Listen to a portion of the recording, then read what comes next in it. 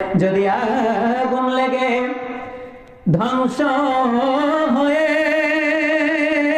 যায়, ধ্বংস হয়ে যায়, যদি আগুন লেগে ধ্বংস হয় পৃথিবীর সব বইয়ের দোকান, তো বিশ্ব থেকে হারাবে না পবিত্র কোরআন। ঠিক কিনা বলেন?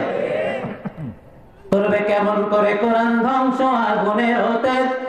আছে বিশ্ব ভরা লক্ষ লক্ষ কোরআনের হাফেজ। ঠিক কিনা?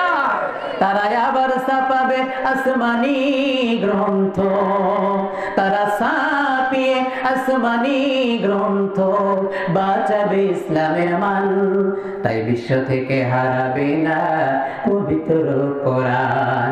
যদি আগুন লেগে ধ্বংস হয়ে যায়, ধ্বংস হয়ে যায়, যদি আগুন লেগে ধ্বংস হয় পৃথিবীর সব বইয়ের দোকান, তো বিশ্ব থেকে হারাবে না পবিত্র কোরআন।